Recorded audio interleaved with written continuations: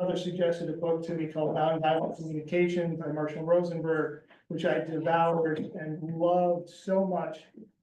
It gave me things that I wanted in my life. I've always been a peacekeeper type of person in my family and just in my friend groups and things like that. And so I was like, oh my God, these are tools that I really connect with. And so when I was done reading that book, I sought out further training, and it turns out the author of that book had trainers trained to impart those skills. And I ended up studying those skills consistently for about 2.5 years. After which point, the person I was learning them from invited me to start training alongside her, which I've been doing for about 3 years. So I've been doing this compassionate communication training. Then I found Braver Angels when a friend of mine texted me a link following the last election. I went, oh wow, because here's something I already like doing, and it can contribute meaningfully to an issue that we're all dealing with right now. Thank you for being here to allow me to do this thing I love to do so much. I'm joined by the Braver Angels Illinois State Coordinator, Marianne Coulter, and mentor to me with the Braver Angels organization, and she'll be supporting me here today. So thank you, and thank you to TJ for inviting us to do this with your congregation. One thing to just get off the bat here is make a distinction between disagreement and polarization. Braver Angels is an organization that seeks to depolarize discourse in the United States. And depolarization does not mean disagreement. Disagreement is actually very, very important for the functioning of a democracy, for large groups of people who have different perspectives to be able to come together and come to solutions that work for everybody. Disagreement is just a feature of it, and we just need to be able to do that in better ways. So the problem is polarization is different from disagreement in that in polarization, we get so far apart from each other that we can no longer hear each other. We don't get access to each other anymore. We can't have anything change our point of view. It has no challenge, nothing to upset it, nothing to change anything, because you just go off your different poles. When that happens, the images that we have in our own heads that we share with other like-minded people amplify and can be blown out of proportion and diverge from what's real. We need to come back together and hear from each other in order to combat that and be able to function as a society. So that's our thesis, and that's why we do this work. Last week was skills for depolarizing within. This is skills for disagreeing better. So we're going to take the stuff that we learned. A lot of it's going to be a review for people who were here last week, but it's going to be applied in a new way. So we want to go through it again and apply it now. So instead of talking to people within to ourselves and talking to people who agree with us, now we're going to start talking to people who disagree with us. With a lot of people last week, we're already chomping at the bit to get to that. So here we go. So I just introduced us. So that's us. Our goals for today: to understand that the values and concerns both of ourselves and the person that we're talking to. Better skills for listening, which will reveal these things to us. And then better skills for sharing our own point of view in a way that makes it more likely that it will be heard in the way we want it to be heard.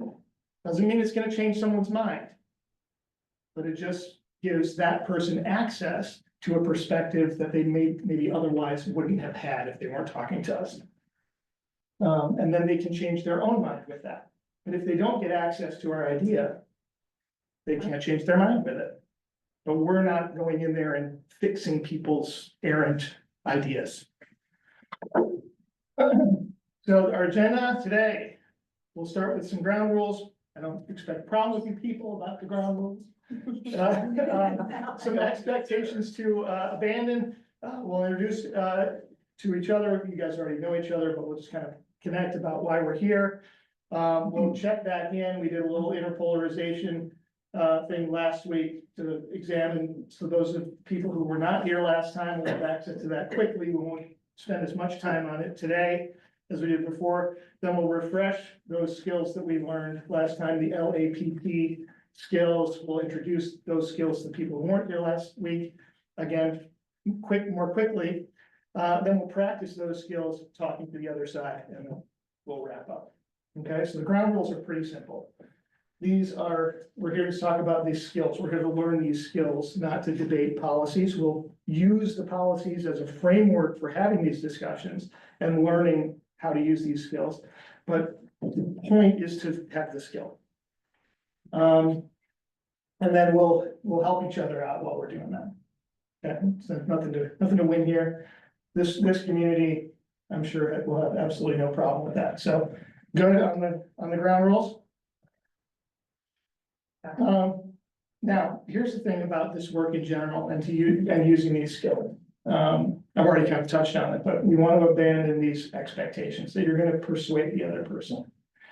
Again, like I said, this is giving them access to your perspective, and then they will do what they do with it. And abandon the expectation that anyone you're talking to using these skills will also be using them. Or the expectation that they should use them, or that you can't have a conversation with them unless they're using them. It only takes one side to be using these tools to have a much more effective engagement. Okay, so I see here, we got 3 here. You guys would be a group, 3 on this side, 3 on this side. I think we're in good groups of 3. So let's call those your groups of 3. Take a couple of minutes. I'll give you about 2 minutes so we can keep the time. I'll keep time throughout the entire workshop to get you out of here in a timely manner. So let's take 2 minutes, introduce yourselves and just discuss why you decided to come. Okay, and then we'll share that with the whole group. All right.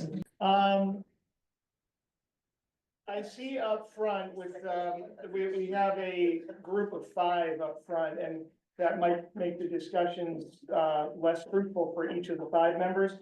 I'm wondering, would you be willing to join a group of 3 up here, and then you guys be a group of 3? Yep, sure. And then everyone will have more.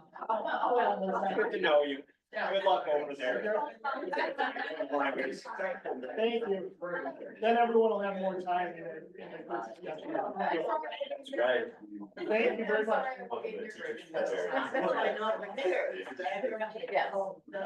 Okay. So who would share with the group what brought you here today?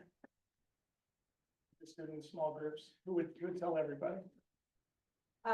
I am here because I have, my immediate family, of course, 3 siblings and me, have different opinions, and so I am really split. And I was explaining to my group that some of that is, related to personality, not beliefs, but I would like to learn how to communicate better with people of different opinions. Fantastic. Thanks for being here. That's where I am also, 2 siblings, I'm one of 3, Yeah, and they're spouses. me too. Okay. I've got both extremes in my family.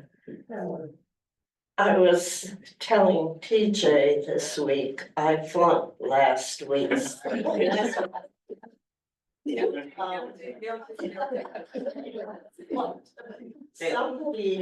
Somebody I like a lot, who's a friend, Yes, asked me from the blue handout what it was about, and I tried to explain. It was trying to learn.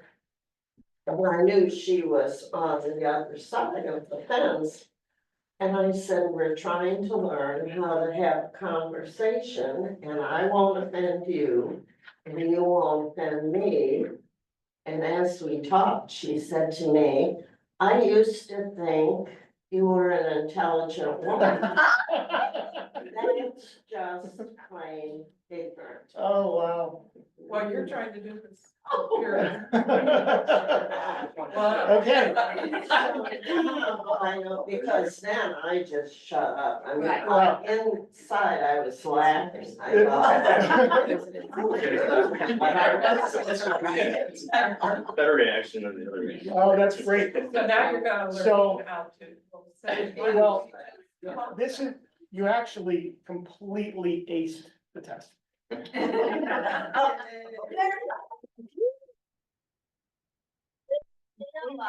the test. Let me break that down. You engaged with someone who potentially would disagree with you. You had the courage to do that. You had the conversation. You learned about what her perspective was. And you exited the conversation when you saw it wasn't gonna go anywhere fruitful.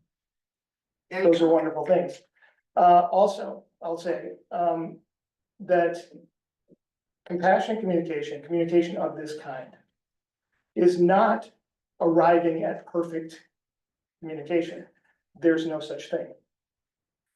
Everyone has a different perspective. Those perspectives will disagree, they will overlap in ways that don't feel comfortable. That's how it works. Compassionate communication like this is the navigation of imperfect conversation. That's what it is. It's always going to be imperfect. It's how do we navigate those imperfections and the things that grind. And oops, I think you did a great job. It's a great example, and thanks for sharing that. And it's not fun when it doesn't link up. So will you try again? Or- It's completely your choice. But thank you for doing that, and thank you for sharing. On the inside, I was laughing. Yes, beautiful. That's what this is. That was that second expectation to a man, that the person will have the same skills that you have, or both of them, that they'll agree with you, and that they'll have the same skills. So that's how it works. Thanks for doing it. You gave her access to your point of view, and she did what she did with it. Okay, so. Thank you for that. Would anyone else like to share what brought them here? So right now I'm the only one in my family that's speaking with everyone in my family. I know that one. Yeah, Speak louder a little bit. I'm the only one in my family that's speaking with everyone else in my family. Oh. So, and it's difficult at times. And I do have to disengage, fairly regularly. But I would like to be able to have more constructive conversations okay, when I am engaging, as opposed to have to disengage regularly. awesome. And my wife tells me I'm crazy for re-engaging. But I feel it's necessary.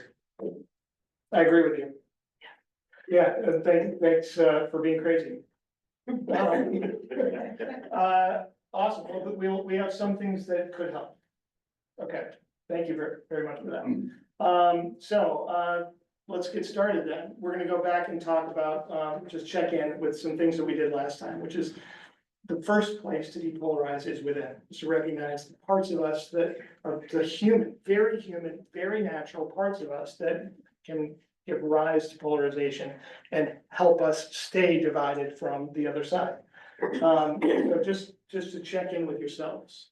I'm gonna put a couple of sentences up here that will check in internal, just, these are the possible answers. See if that happens often, sometimes or never for you, okay?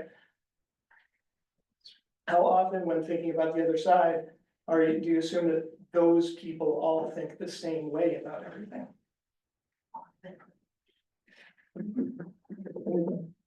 How often do you assign good motives to your own side and bad motives to the other side? When you think about it? How often do you focus on the most extreme view of those on the other side? How often do you compare the worst people on their side to the best people on your side?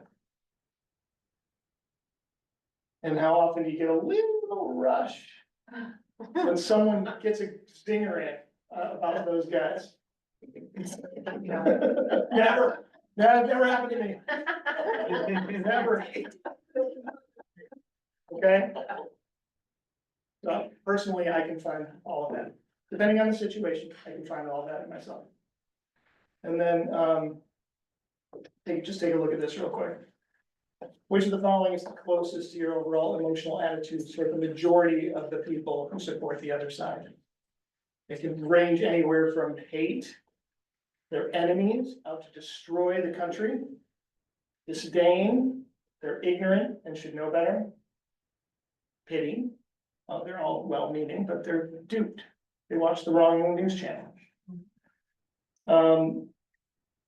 Basic respect. They make contributions even if they're mostly wrong. Or respect and appreciation. They make unique and necessary contributions. Again, depending on what I'm engaged with, what I've experienced, what has just happened, I can find myself anywhere on this thing. And just notice that these things, when these things are on the more extreme side, they're putting you in a position to contribute to polarization. It's just something to notice. These aren't the traits of awful people. These are natural responses to stressful experiences. And just notice what arises in you. And then you can, that awareness will go a long way to allowing you to make different choices about how you do things and how you think about things. And we'll give you skills about how to do that. Here they are, skills for disagreeing better.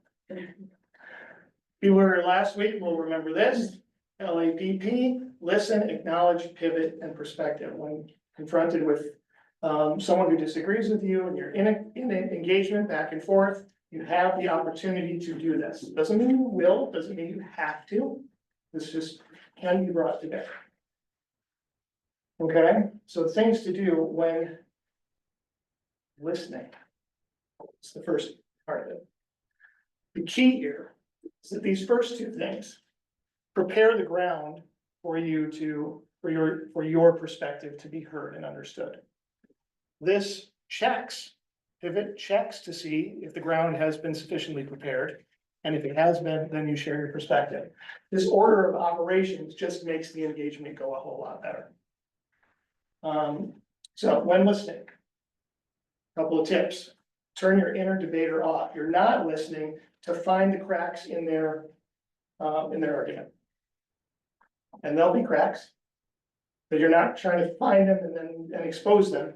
You're listening so that you're ready to summarize what it is that they are talking about. There's a really great benefit to doing this. One is it confirms your viability as a conversational partner. That person now knows they're in a conversation, not a debate. The person they're talking to is listening to them, is hearing exactly what they're saying, and is summarizing it back to them. That's what the acknowledge is. So we want to be prepared for the acknowledge part by gathering the information that we will then acknowledge back to them. So take a laser focus on their viewpoint. It can be very tempting to be like, my viewpoint is, my viewpoint is, my viewpoint is. It's not that, it's this. But to just live in understanding what their viewpoint is so that you can summarize it back to them. And then this is great. Most people do overlap on some things. It's great if you can call that out. Certainly for yourself, and then when you go to acknowledge, it's really helpful to be able to do that. So, we'll just talk about this in the whole group. What is hard about listening in this way when you're dealing with someone who's got a very different opinion about what's good for the country, for instance? What makes that difficult? And I'll go back to the thing. So let's just open that for discussion here. I think it's tough when they focus on personal issues that discuss them. I mean, that's really not part of the discussion. It's when it turns into. When it turns kind of personal. opinions, rather than dealing, I think if you're dealing with things that can be debated, you know, Yeah. If you get it, to get it off of a, back sort of to a center point where you can have, So when they get personal, right, it hurts, there are emotions, and those emotions can override your ability to listen. Is that right, what I'm hearing you say? right. Yeah, obviously ad hominem sort of stuff is always difficult to deal with. It's Yeah. just the last refuge of the same scoundrels.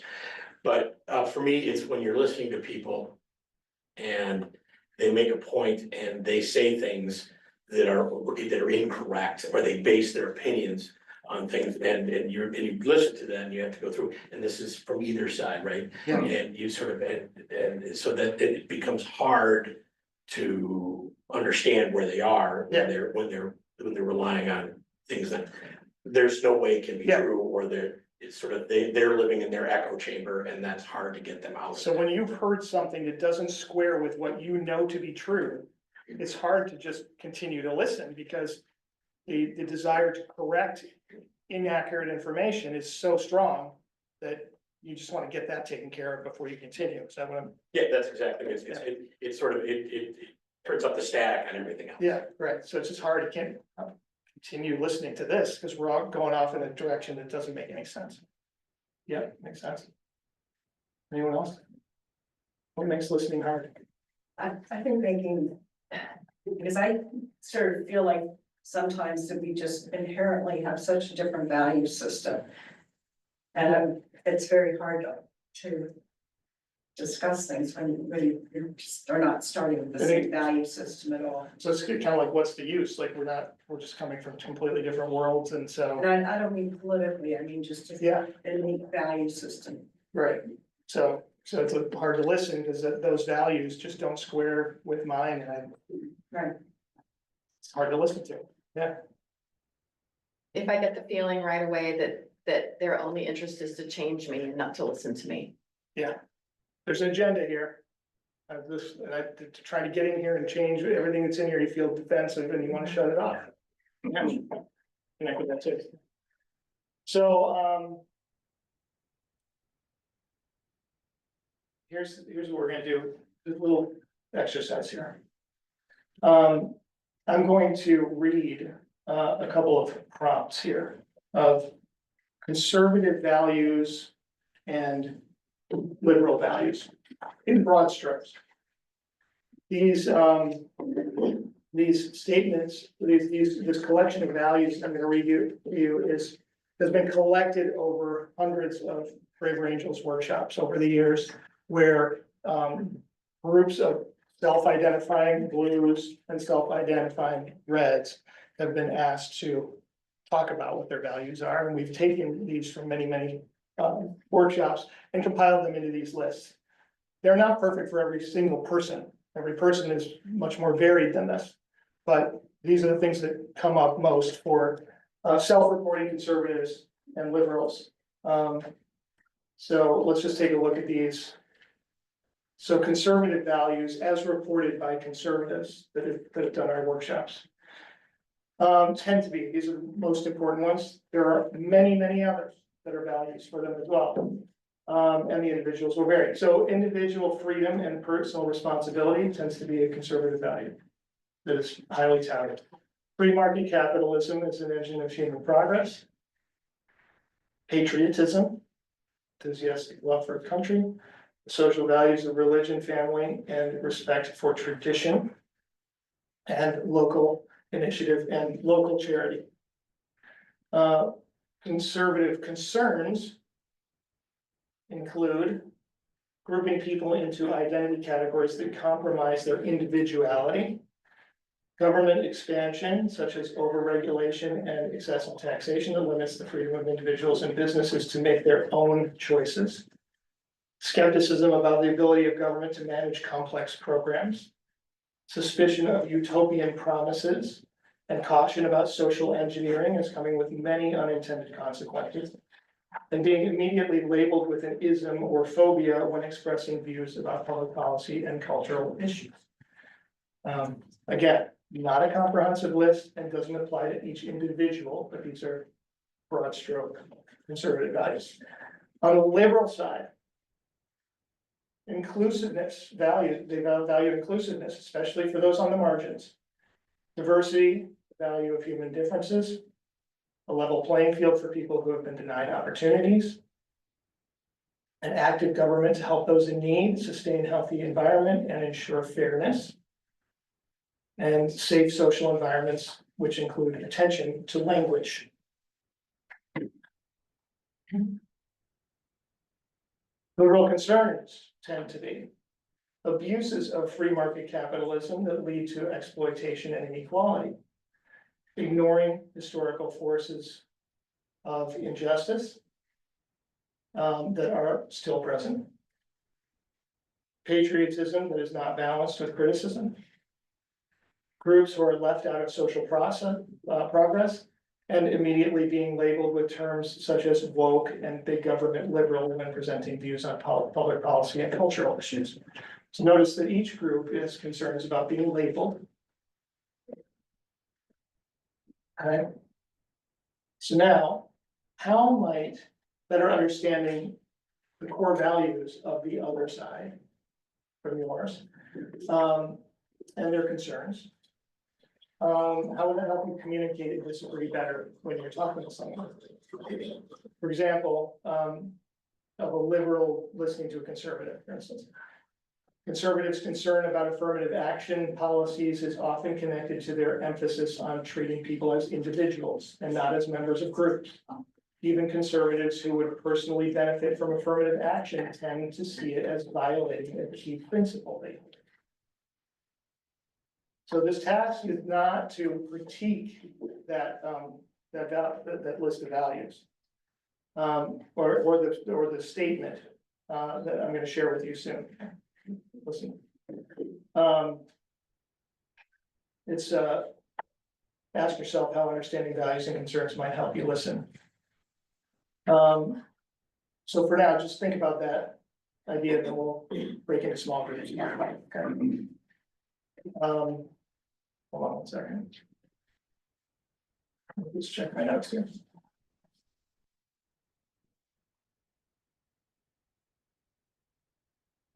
Yeah, let's do this. On paper. Identify one or two values and concerns. And I think the list is in the participant guide. Of all these values and concerns. So take a look at it. And reflect on how knowing these values are important to that side. How that would help you better understand and communicate with them, okay? I'll give you a couple minutes to write down your answer and then.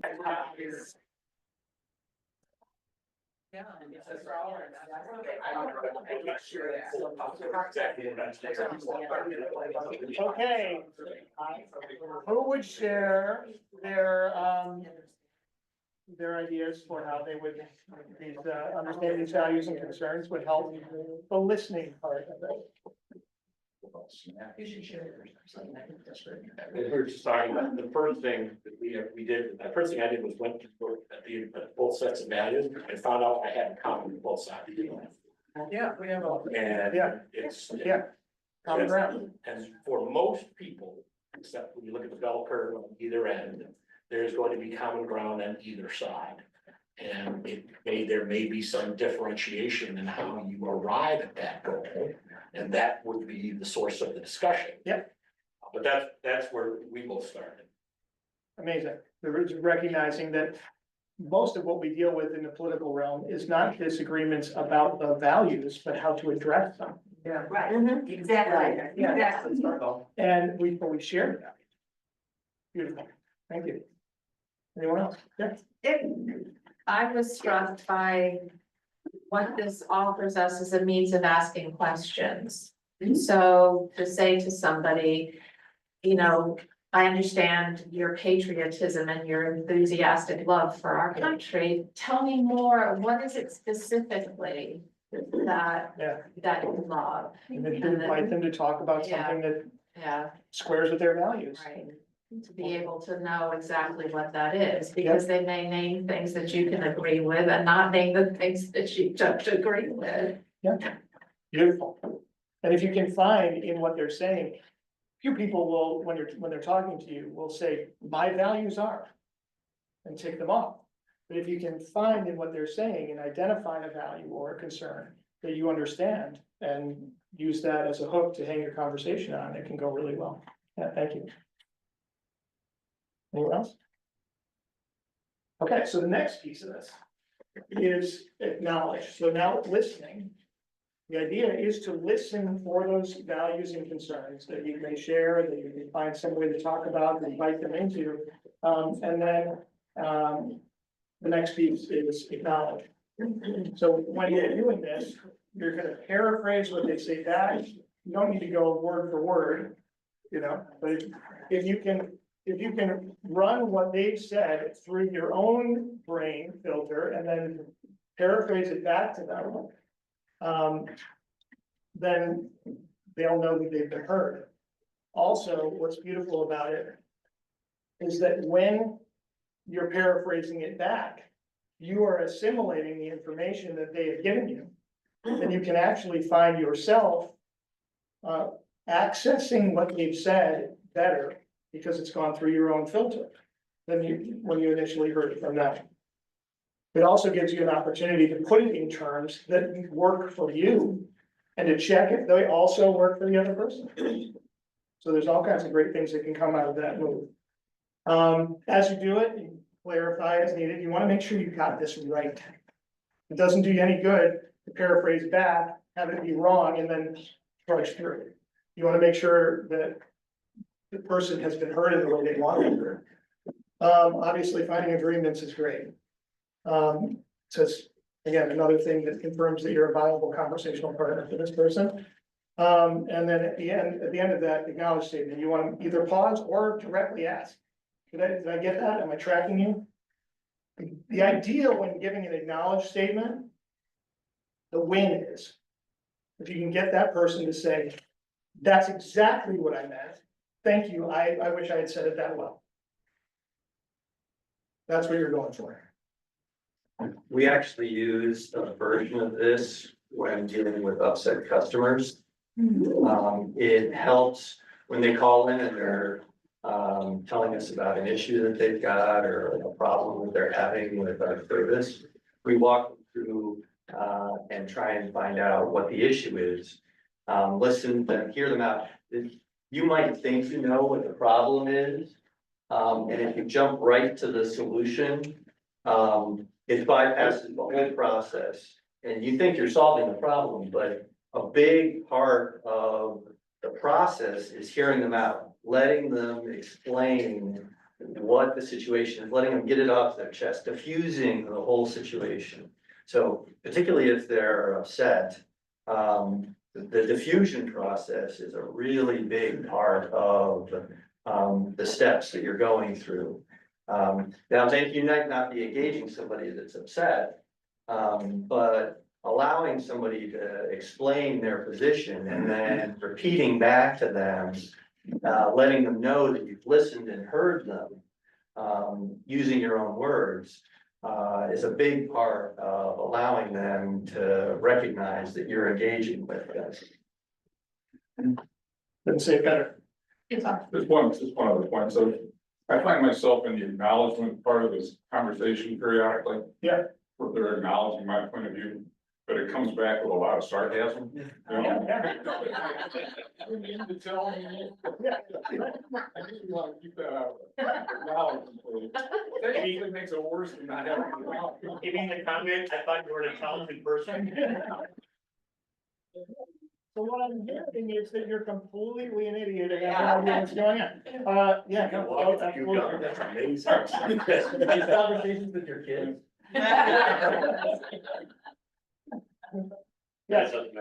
How long do you let the listening process go on before you jump in before? I mean, I will listen, but yet I'm just ready to jump in because. Yeah. I can't This is- fathom what's being said. This is a great way, it doesn't, nothing we're showing you here today works in every case all the time, perfectly every time. But But just let them go on forever. so one way to interrupt a tirade or a soliloquy is to just say, hey, listen, I'm hearing a lot here. I just want to make sure I'm tracking before you continue. Can I do that? Can I just tell you what I've heard so far? So you're not saying stop, you're saying like, assuming they're gonna be able to continue, but you just say, hey, before you go too far, I wanna make sure I'm tracking. So what you're saying is, and usually we get, maybe they'll listen to that, and maybe after you've acknowledged, maybe they'll recognize that they've got through to you and they don't want to continue, but sometimes they will discontinue. So that's my advice for that. So yeah, so there we go. This is how this works. So we talked about the advantages of this. We just had this discussion. So we know how beautiful this can be. So we'll practice them. I'm gonna now read you some prompts here of a conservative viewpoint, a liberal viewpoint. Listen for the one that is furthest from your own. And you're gonna write an acknowledged statement. This is not the time to launch into sharing your perspective. This is just to, we were saying, back to them, what it is they were saying, and with the goal of them going, thank you, that's exactly what I was trying to talk about. And that's why the sarcasm doesn't work so well. Because it's like, no, that's not what I'm talking. Oh, the other beautiful thing about checking, you know, is that what I mean, is when you get, no, that's not what I mean. That's a beautiful moment. Because especially if the thing that you're paraphrasing back to them is something you disagree with. So it's like, is this what you mean? This thing that I don't agree with? No, it's not what I mean. That's good news. Oh, okay, I'm confused then. Tell me more. And you find you're actually closer together sometimes than you thought. I'll read these prompts to you. They're also in your participant guide, but because this is the listening skill, I invite you to listen, but if the way you learn is better to read, go ahead. But I invite you to listen to what it is. So I'm gonna read you these prompts, and then you're gonna write an acknowledged statement, and then you'll discuss them, and then we'll come together as a group. Okay? Here's the conservative prompt. I think too many liberals are ignoring the problem of rising crime in this country. It's getting scary to live here. I hear too much defund the police and other anti-police rhetoric. I know there are some bad apples in law enforcement, but by and large, officers are doing a good job.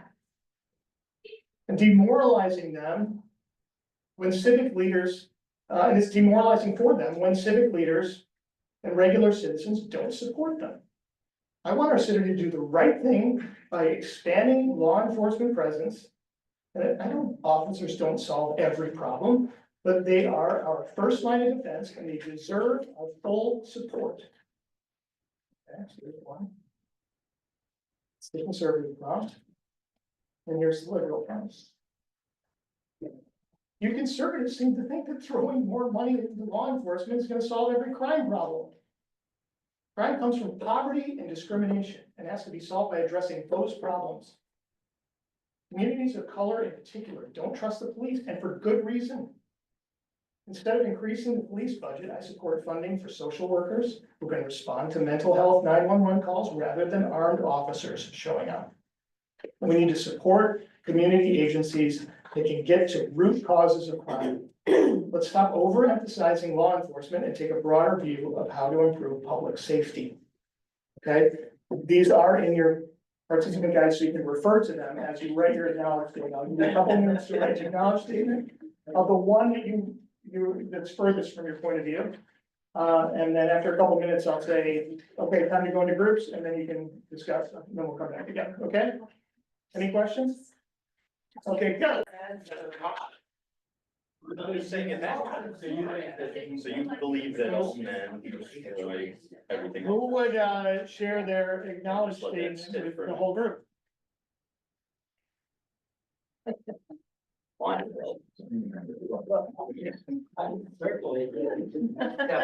easy. All right, Mike, here I go again. You don't have to. You know, someone, I'll do it. You can do it. Go ahead. You want me to? If you want. Okay. If I understand you correctly, you feel that liberals don't value law enforcement and want to diminish their presence in the community. Is that correct? That's good. Yeah, it's just, focused on their view and communicating that you understand what their view is, and then you checked at the end. And so someone can say, yeah, that's it, or, you know what, that's some of it, if there's more, and that's helpful. And actually, the main point I wanted to make was this, saying, oh, okay, we can come up to speed with that. Is part of that, if you can just get them to say yes to you, you slow down the triggering to a certain extent. That could be a nice effect, but I wouldn't call it a Get goal. them to say yes, Huh? we're good in the discussion, and it can become more civilized or more. Certainly that. I think it's to recognize that there is understanding occurring between you and them, and that's very calming, to both sides. Yeah, Develop a consistent theme in our approach, which is, in listening to them, you say, you know. There's a couple things you know, that's interesting. I don't disagree with everything you said. And starting again to find the points of commonality. Yes. So that the gap doesn't seem so wide and that the conversation doesn't seem so unapproachable. Mhm. And that, while I don't think, in a game of tug of war, nobody's pulling the other one into the mud pit in the middle.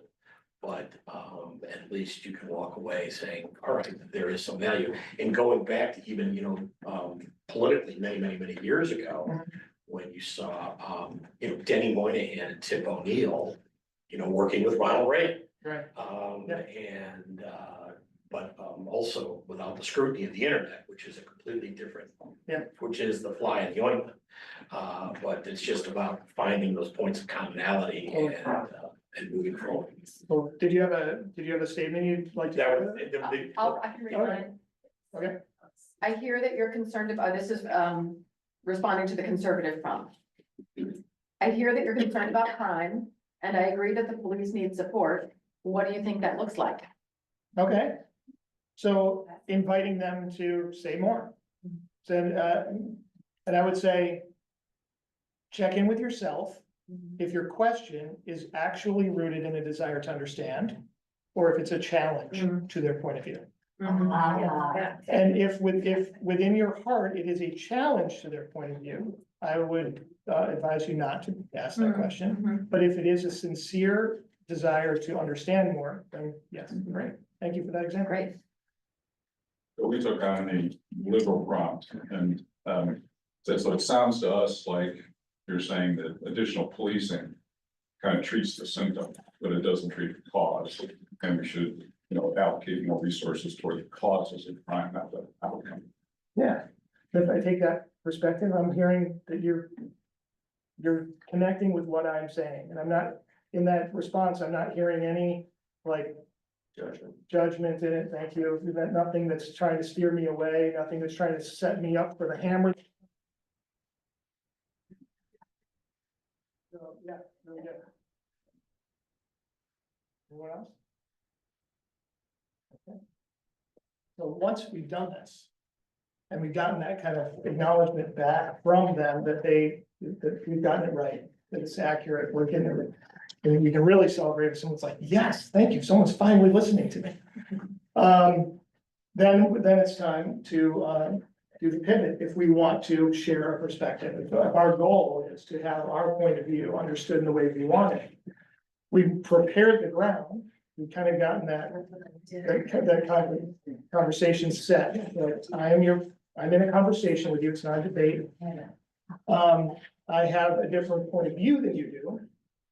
And have I laid the groundwork for you to be open to hearing what that point of view is? Because if you're not, there's no point in me sharing it. Right. All that's gonna do is increase division, increase polarization, leave us feeling, bad about each other. That's not helping, at least this cause. What we're doing here at this workshop. So, what we wanna do is check. We wanna take the pivot here. It's any kind of statement, and this is total creativity on your part. Any statement that signals you would like to say something, and to check to see if that's available. Okay? Examples. Can I offer a thought? This is something I thought a lot about. It could be like, You know, it reminds me of an article I read that, says something a little different than what you're saying. Are you interested in hearing what that is? You know, something like that. So take a moment right now and just write a couple of examples down, and we'll discuss them together in a whole group. Examples of pivots. Yeah, an example of a pivot, yeah, so just you've just done your acknowledge statement. Same scenario, whatever scenario you were writing your acknowledge statement on, just now continue the process and write a little pivot.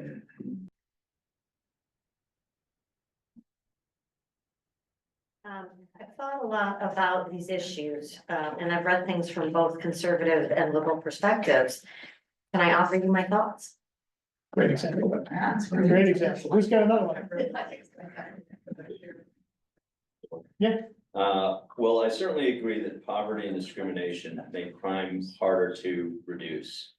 And I've looked at this from a lot of perspectives that I'd like to share if I can. great, there it is. Yeah. Another one? Those are great examples. I mean, if you want to pivot and cite your source, is that fair to say that, you know, can I tell you about something that I, Yes, heard and I read that it's really great to do that, yeah, and to name your source. I was listening to such and such show. Yeah, the other thing is like, if you can have like a personal story, like you say, like, well, I'm a mental health professional, you know, can I share from that perspective? It's a good one, or one of my favorite ones I've heard was, on this, with a woman said, well, I had a son that had an altercation with the police and somebody got shot, can I share that story with you? Like, who's gonna say no to that, right? So if you have a compelling story, you know, that's personal to you, that you can, that now you're already acknowledging, you're bringing your personal view, into the issue, which is gonna flow into what Mike's gonna talk about next. Yeah, I just wanted to ask you a question about that acknowledging, let's say, oh, I read, I had these sources that I read.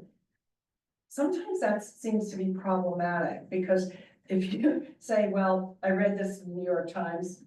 They're going, oh, I heard this on Fox News, ooh, you know, so the sources are also now polarized, in people's minds. Sure. Yep. It's a good point. So. So I think it's hard to, you know. Tread carefully. Yeah, maybe it's just, I read an article. Yeah. Yeah. Can't remember where. But also bring. Oh, sorry, sort of along the same lines, I have a question. Is it a bad practice at this point to acknowledge in your pivot statement that you come at it from a different perspective? Like, interesting, I hear what you're saying, but I come at it from a different point of view. Would you like to hear it? Or does Yes. that spill the beans that you're about to go into? No, I'd say that's just transparent. Yeah, you're essentially asking to share your perspective with the pivot. That's what it's for. Give them a chance. It's not meant to be themselves. sneaky. What's that? Give them a chance to steal themselves.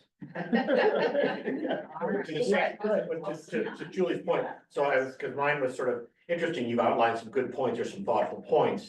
I have some other thoughts too, have you considered? And then, Yeah. and then may introduce a thought or two. Yes.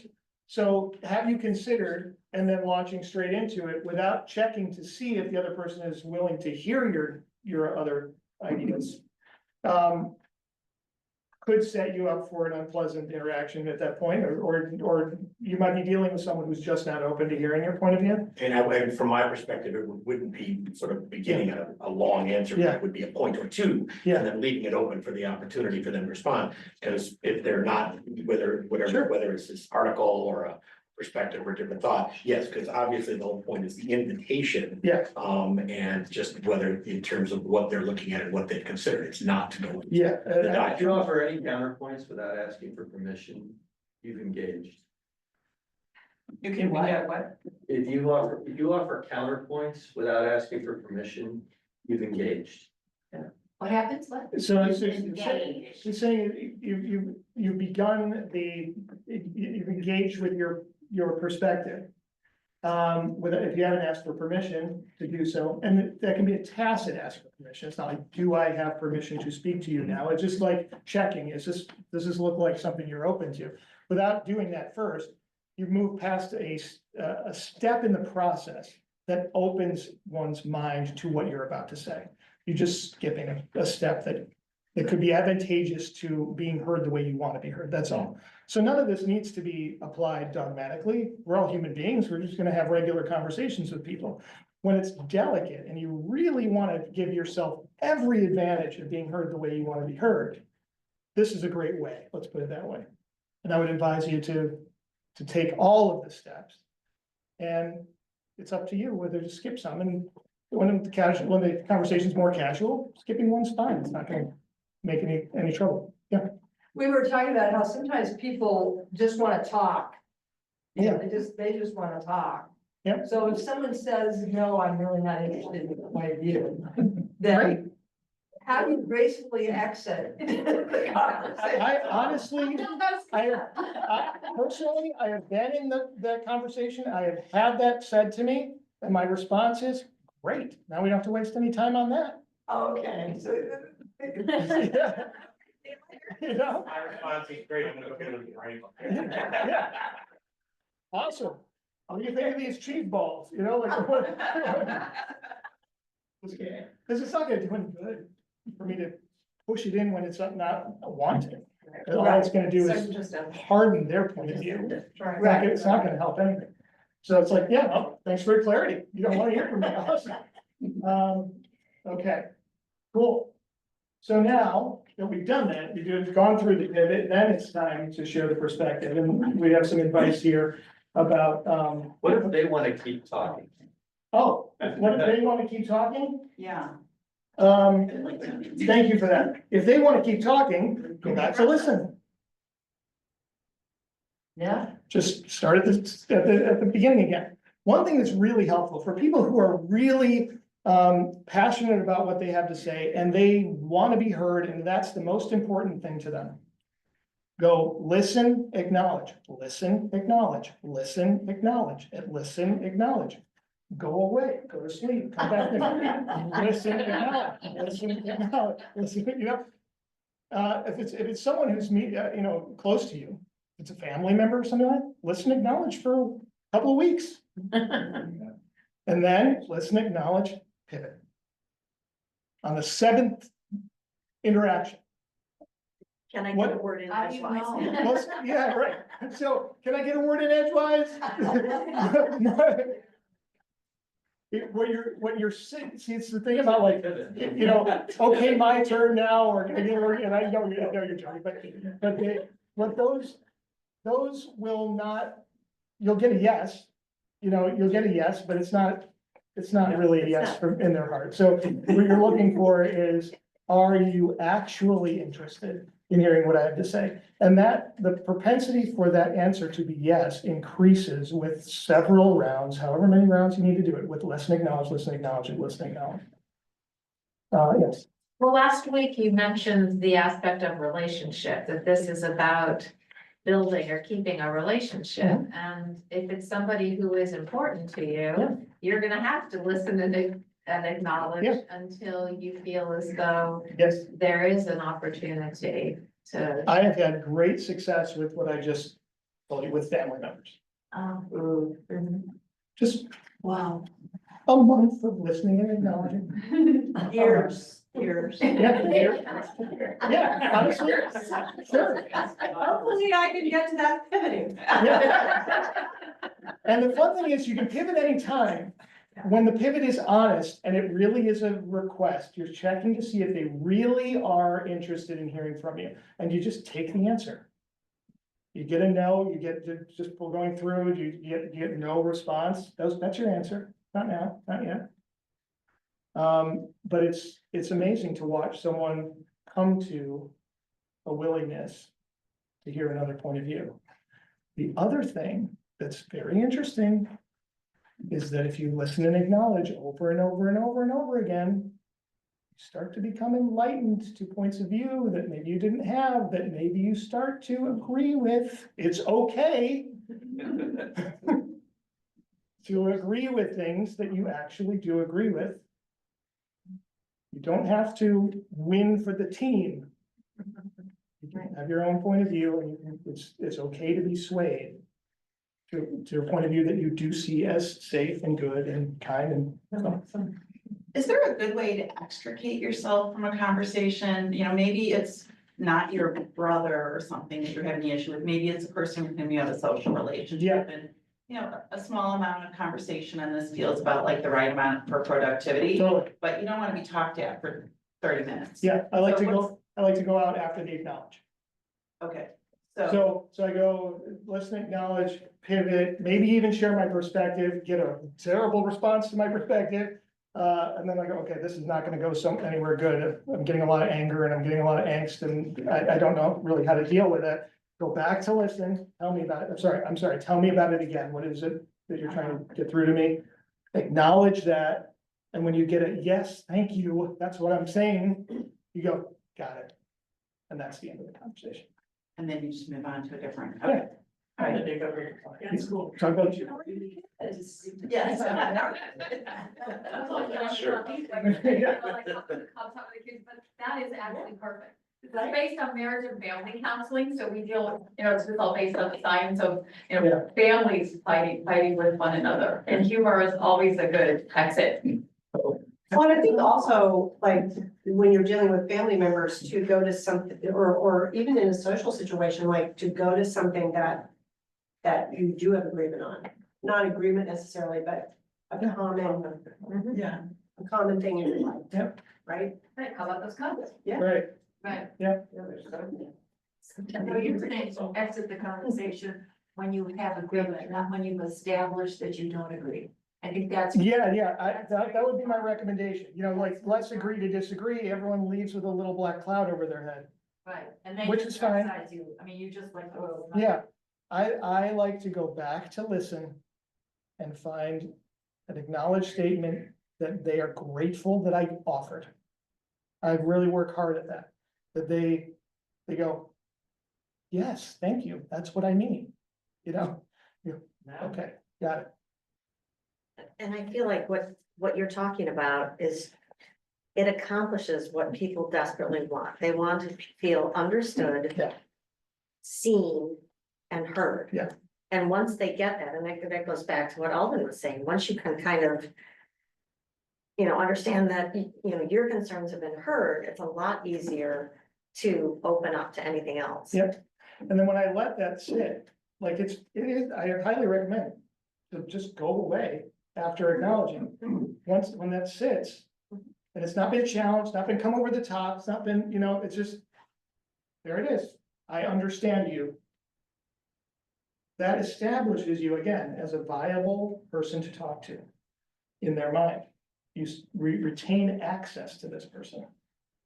It's a longer game.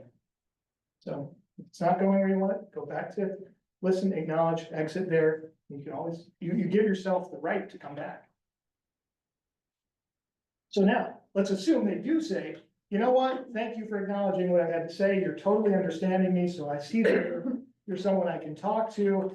You have something to offer me, I feel respected, I'm willing to reciprocate that respect. Sure, tell me what it is you have to tell me.